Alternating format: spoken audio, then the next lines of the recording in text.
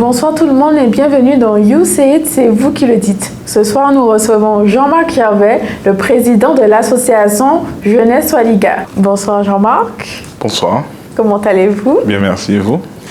Très bien. Pouvez-vous me dire comment et pourquoi vous avez créé l'association Jeunesse Waliga?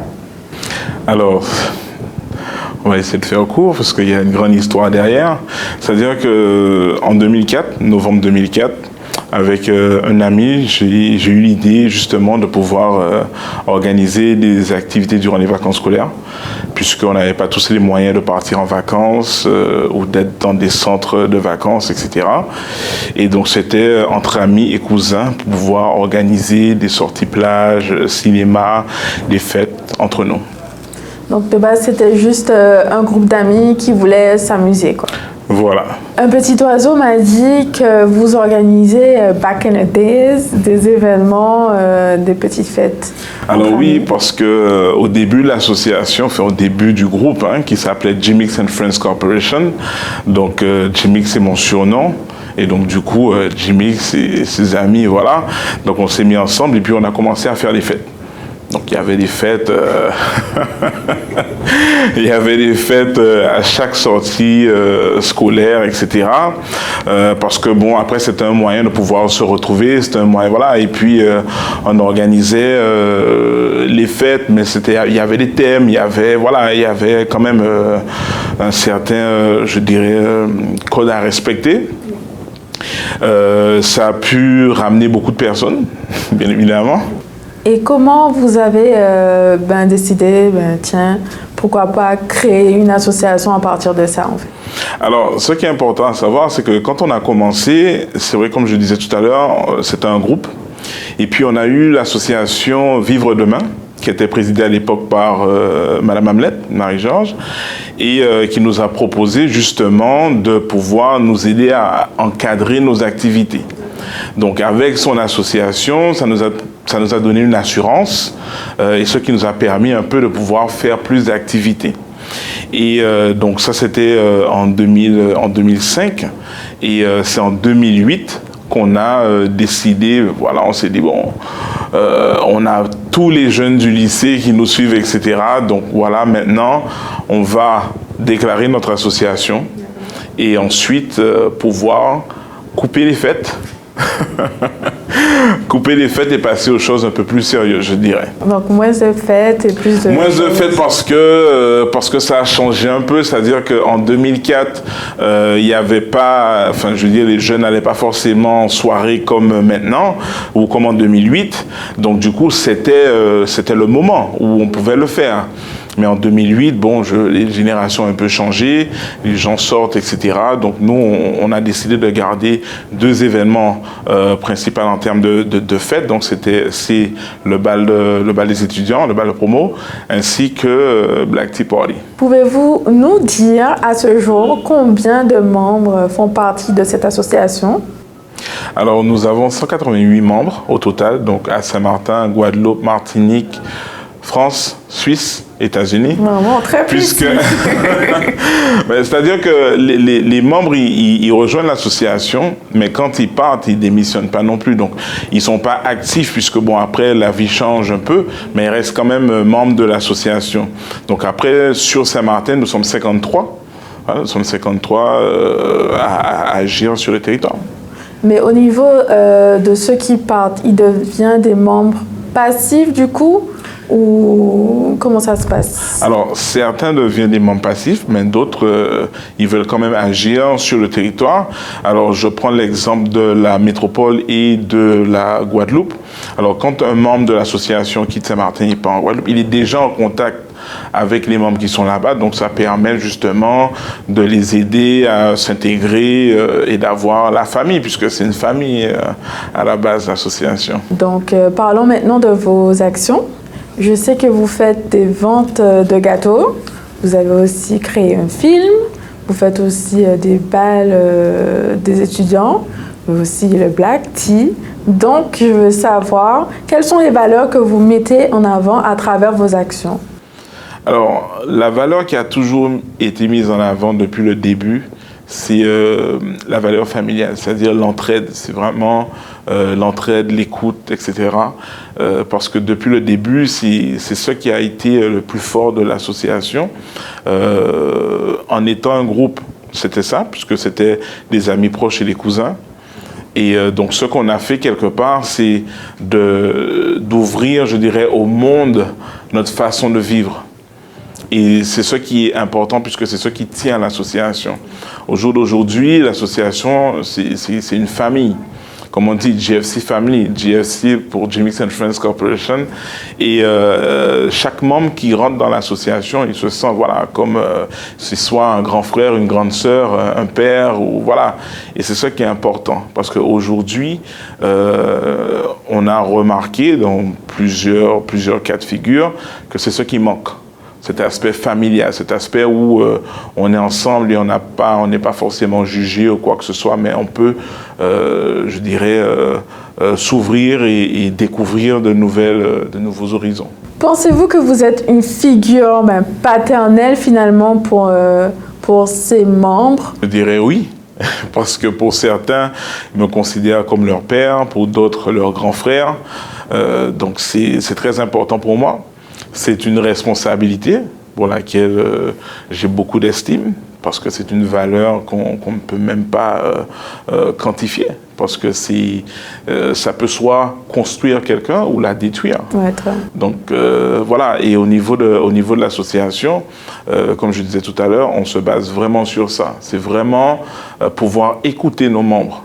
Parce que certes, il y a les activités, les réunions, etc. Bon, ça c'est la partie, on va dire, associative, etc. Mais le fond derrière, c'est pouvoir accompagner ce jeune, l'écouter et pouvoir le rediriger vers des professionnels compétents aussi. Parce que c'est déjà arrivé qu'on ait des situations assez délicates, qui n'est pas de notre ressort personnel, mais on peut justement pouvoir rediriger ce jeune vers un professionnel, que ce soit un docteur, un infirmier, un psychologue, etc. Parce que dans les activités que nous organisons, nous travaillons avec des professionnels, que ce soit des psychologues, etc. Et donc du coup, ça permet d'avoir ce lien et qu'on puisse aussi savoir vers qui se tourner. Le plus souvent, on vous appelle Monsieur le Président, que ce soit les membres ou dans la vie de tous les jours. Est-ce que vous pensez que vous avez des aspirations, des ambitions politiques dans le futur? Alors oui, on m'appelle Monsieur le Président, tout simplement parce que je suis le président de l'association. Certains m'appellent le président éternel. C'est pas une dictature, hein, parce qu'en fait, comme je disais tout à l'heure, c'est cette figure, en fait. Cette figure, voilà, c'est le grand frère, c'est le papa, etc. Donc du coup, ça part de ce sens. Les aspirations politiques, je dirais non. Tout simplement, tout ce que je peux dire, en fait, c'est que on n'a pas forcément besoin d'être dans la politique pour pouvoir travailler pour son île. Et c'est ce que je fais depuis les 20 dernières années, puisque même avant de créer Jeunesse Waliga, je faisais partie de l'association Vivre Demain. Et donc, on faisait aussi les choses. Donc, pour moi, nous avons tous un rôle à jouer.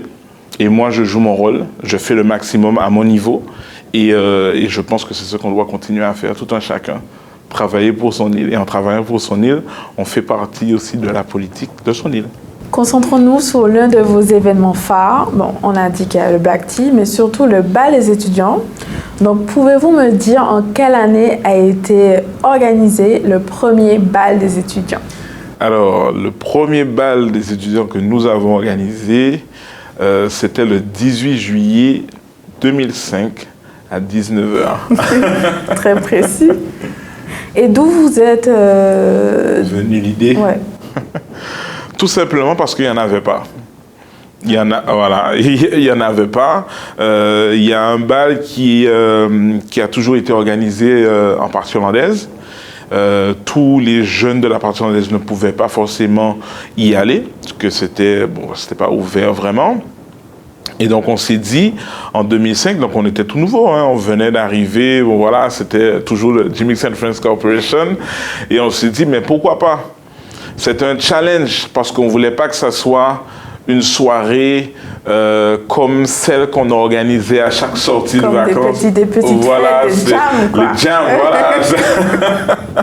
On voulait pas que ça soit un jam, mais on voulait justement que ça soit une soirée, comme on l'a appelé, la soirée des rêves, puisque c'est une soirée que beaucoup d'entre nous ont toujours rêvé d'y aller, n'ont pas pu. Jusqu'à présent, j'ai certaines personnes qui me disent « Oui, pourquoi il n'y avait pas ça à mon époque, etc. » Mais bon, voilà, c'est fait, c'est fait. Donc c'était ça, c'était avoir ce petit côté, je dirais, prestige, organisé par les jeunes, pour les jeunes. Très bien. Et au niveau de l'organisation, combien de temps ça prend? Comment vous vous préparez en avance pour cet événement? Ça prend 1 an. Ça prend 1 an, mais chaque année, c'est toujours un challenge.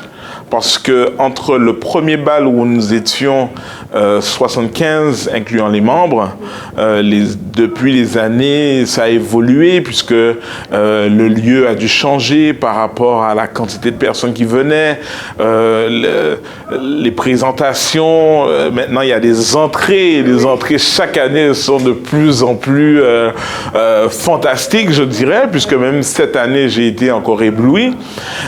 Donc du coup, nous, ça nous met un challenge puisqu'il faut augmenter le niveau chaque année. Mais on y arrive parce qu'on a une équipe, on a une famille et puis on arrive à le faire.